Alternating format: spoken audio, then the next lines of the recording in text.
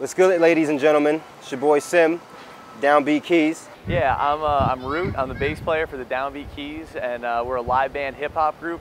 I don't know, everything around me. I'm really big into aesthetics, the way that things look, and it's interesting that people don't take the time to pay attention to the little random things that are around you. So when I write, or when I do my music, I like to focus on little things and tell different stories, because there are so many stories that go on in the world that people don't pay attention to. Well, what really inspires me is just that feeling of excitement. Like when you make a new song and when you come up with some sounds that you absolutely love that have never been made before and you created them, it's just like when we're in the studio and we come up with a new song, watching it come to life, it gets to this point where, you know, you'll lay down some parts of it and then you'll lay down this one layer that just kind of makes everything lock together.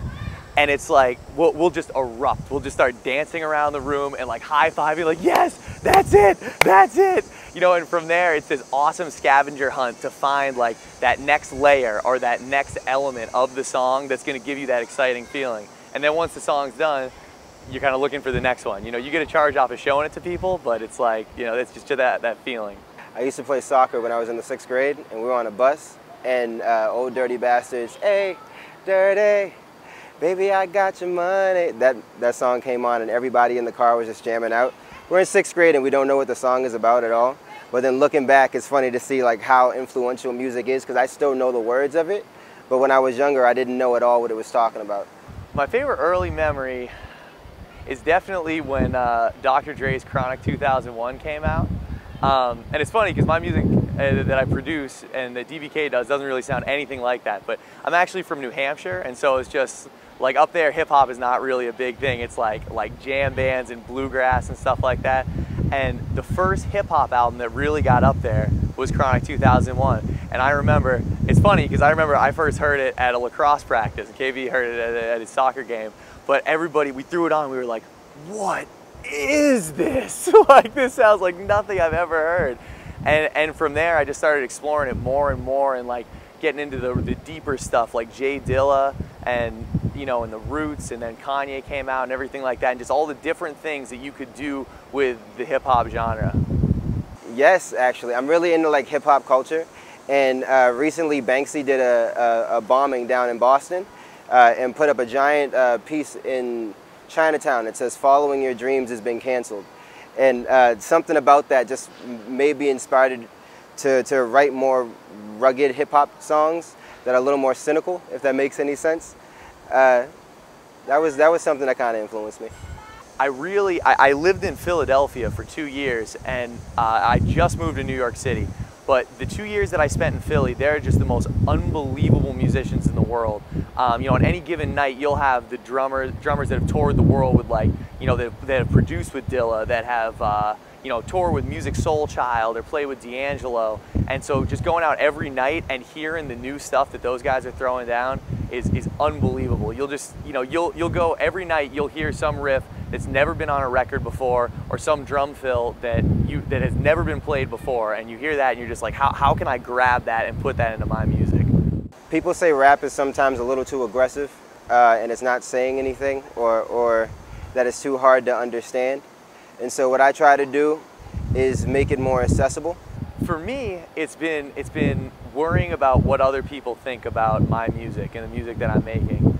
And Kadaj is a really good inspiration in that way. We kind of like feed off each other, because Kadaj is really like artistically pure, and I can tend to let like my business mentality affect how I want to do music, in the sense that like there's the music that like just comes to me naturally and that I want to make, and then there's the music that I think the world wants me to make. And, you know, trying to find a way that you can have a career in music while simultaneously making music that's true to yourself is a really big challenge. And I think the way that I overcame it was simply to realize that when I make something that I'm not totally into, even if it's more in line with what's on the radio, others aren't into it as well. And when I make music that's like the truest thing that I want to express, people feel that raw emotion that I put into it. And so just realizing that realizing that I can have my cake and eat it too. I can be true to myself and still make, you know, and still have a career in it, because people are going to like what's real. The energy, I would have to say, the energy is electric. Coming from the drums or the crazy guitar riffs or how the bass is bumping. I don't know, there's a crazy energy about it that makes you want to dance and you want to get up. I really enjoy that. I feel like there's something that's kind of missing. Obviously the live instruments thing is a really big one. You know, there's others that have done it before, but the way we combine it is a little different than everybody else. And I think a lot of that comes from the genres that we mix, because like Kadaj is into like, he's into all sorts of stuff, but like soul and avant-garde hip hop, and he's a very theatrical person, so he loves people like Janelle Monáe that have albums that really tell a story. Whereas I am on the production side of things, and I really like interesting beats. Like Dilla is one of my heroes, but I love you know, I love Music Soul Child and all the like really rootsy Philly type of stuff. But then our guitar player Jared is more of a rock and roll guy. He grew up listening to Jimi Hendrix, and then our keyboard player Baldwin loves pop music. So it's just like any idea, I'll bring in a chunk of an idea, or Jared will bring in a chunk of an idea, and as soon as all of us start playing it together, it turns into this totally different thing that none of us has ever heard before, because it's like I may bring an idea and like, oh yeah, that sounds like a neo-soul type of thing. Jared throws a guitar riff on it and all of a sudden it's neo-soul mixed with rock, then mixed with pop, mixed with, you know, whatever. So it's that really is what makes us different, is just the blend of genres played on live instruments. I want it to be like mystical storytelling that made you want to move, if that makes any sense.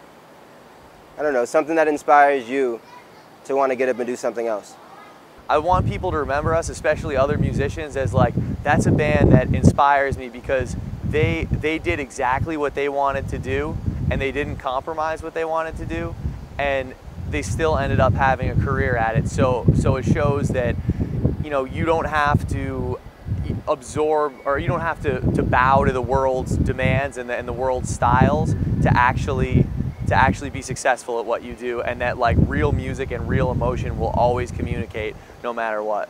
Moving forward, more combinations of genres, and sounds like you've never heard from us before. You know, we sort of defined our sound on the last record as a mix between like rock and hip hop. It's a little darker, a little at times super high energy, but now we're throwing all kinds of stuff into it. We've all been listening to different stuff, like, you know, absorbing some of the new pop influences. So what you can expect is to have your expectations completely broken about what this band is capable of doing.